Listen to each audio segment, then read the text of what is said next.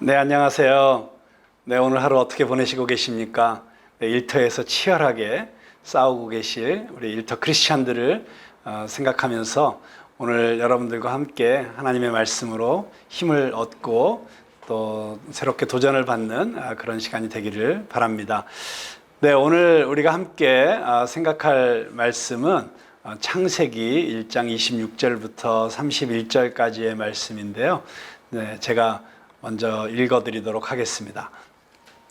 하나님이 이르시되 우리의 형상을 따라 우리의 모양대로 우리가 사람을 만들고 그들로 바다의 물고기와 하늘의 새와 가축과 온 땅에 기는 모든 것을 다스리게 하자 하시고, 하나님이 자기 형상 곧 하나님의 형상대로 사람을 창조하시되 남자와 여자를 창조하시고, 하나님이 그들에게 복을 주시며 하나님이 그들에게 이르시되 생육하고 번성하여 땅에 충만하라. 땅을 정복하라. 바다의 물고기와 하늘의 새와 땅에 움직이는 모든 생물을 다스리라 하시니라. 하나님이 이르시되 내가 온 지면에 씨 맺는 모든 채소와 씨 가진 열매 맺는 모든 나무를 너희에게 주노니 너희의 먹을거리가 되리라. 또 땅의 모든 짐승과 하늘의 모든 새와 생명이 있어 땅에 기는 모든 것에게는 내가 모든 푸른 풀을 먹을거리로 주노라 하시니 그대로 되니라. 하나님이 지으신 그 모든 것을 보시니 보시기에 심히 좋았더라. 저녁이 되고 아침이 되니 이는 여섯째 날이니라. 아멘. 네, 제가 여러분들과 함께 데스티니라고 하는 주제를 가지고 이제 이야기를 하고 있는데요. 사람마다 데스티니가 있습니다. 우리는 그냥 이 땅에 우연히 던져진 존재가 아니고 하나님의 놀라우신 계획과 섭리 가운데서 특별한 목적을 가지고 이 땅에 보내진 존재라는 사실을 우리가 잊지 말았으면 좋겠습니다.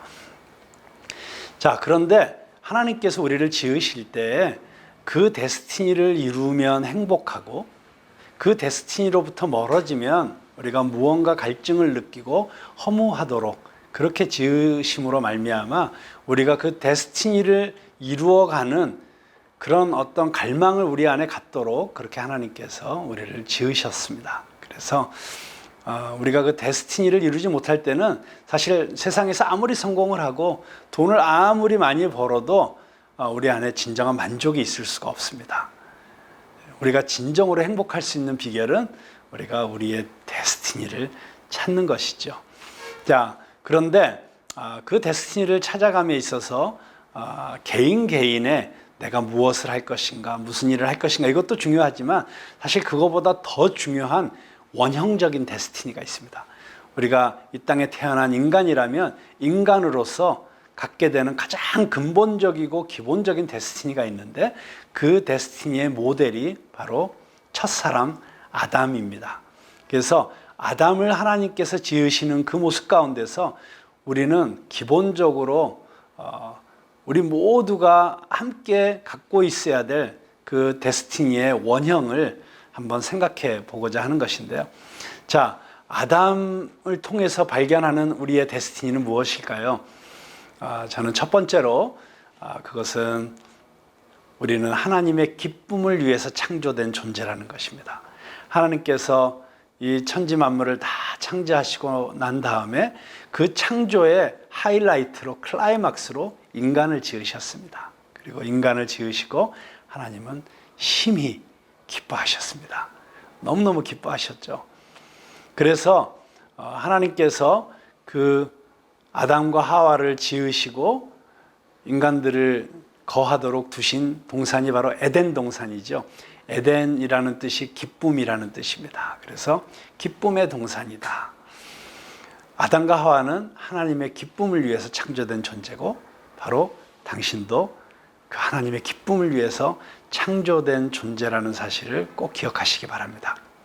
그렇기 때문에 우리 안에 있는 가장 자연스러운, 가장 큰 깊은 갈망은 무엇이냐면 누군가의 기쁨이 되는 것입니다. 우리는 하나님의 기쁨을 위해서 창조되었고 또 서로의 기쁨을 위해서 창조된 존재다.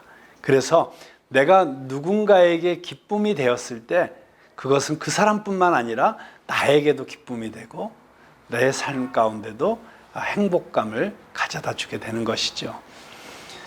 그 그런 척하지 않지만 우리 자녀들을 보면 늘 반항하는 것 같고 툭툭거리는 것 같아도 그 자녀들 안에도 부모의 기쁨이 되고 싶은 갈망이 숨어 있는 것을 보게 됩니다. 우리가 누군가의 기쁨이 될 때 하나님께서 우리를 창조하신 우리의 고유한 그 목적이 이루어지고 있는 것이라고 할 수 있죠. 제가 아내가 노래를 하는 사람이에요. 복음성가 가수입니다. 그래서 다른 사람들은 누릴 수 없는 특권을 가끔 누릴 때가 있는데요. 한 번은 제가 아는 집사님이 교통사고가 나셨어요. 급발진을 차가 하는 바람에 차가 갑자기 주차장에서 뛰쳐나가서 담벼락을 들이받고 그래서 다리를 심하게 다쳐서 병원에 입원을 몇 달 동안 하고 계셨습니다. 제 아내랑 같이 그분을 신방을 갔는데요. 마침 1인실이라 갖고 다른 사람이 아무도 없어서 그 병실에서 갑자기 제 아내가 그분을 위해서 미니 콘서트를 해드린 거예요. 근데 그분이 그 노래를 들으시면서 너무너무 감동하셔가지고 눈물을 막 흘리시면서 자기가 제 아내의 그 예술연당에서 하는 콘서트도 와보고 여러 콘서트를 다 가봤지만 오늘 이 자리에서 자기 혼자 누린 이 콘서트가 최고의 콘서트였다고 그러면서 너무 감격해서 막 눈물을 쏟으시는 거예요. 그런데 그분이 그렇게 감격하시고 기뻐하시는 모습을 보면서 누가 가장 기뻤을까요? 물론 저희 부부가 가장 기뻤죠. 아마 하나님은 더 기뻐하셨을 거라고 생각합니다. 이렇게 누군가의 기쁨이 되어줄 수 있을 때, 특별히 노래하는 사람은 자기의 노래를 통해서 누군가가 그렇게 회복되고 살아나고 감격하고 기뻐하는 모습을 볼 때 노래하는 사람으로서 아마 인생 최고의 보람을 느끼지 않았을까 그런 생각을 합니다. 아마 여러분들도 그렇다고 생각합니다.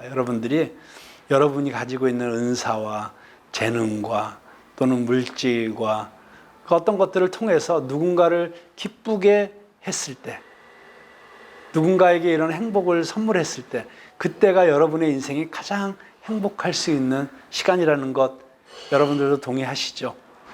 제가 어떤 목사님의 책을 읽다가 참 감동을 받은 대목이 있는데요.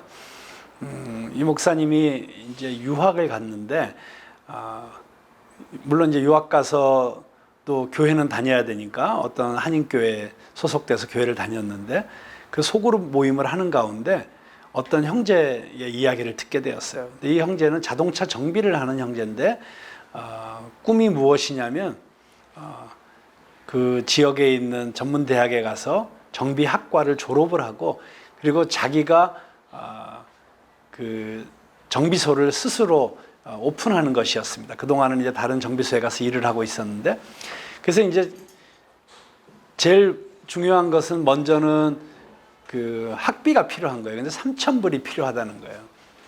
근데 그 이야기를 듣고 집으로 오는데 이 목사님의 마음속에 계속 떠오르는 생각이 있었어요. 그건 뭐냐면 자기가 다음 학기 등록금으로 자기 통장에 딱 3,000불이 있었던 거예요.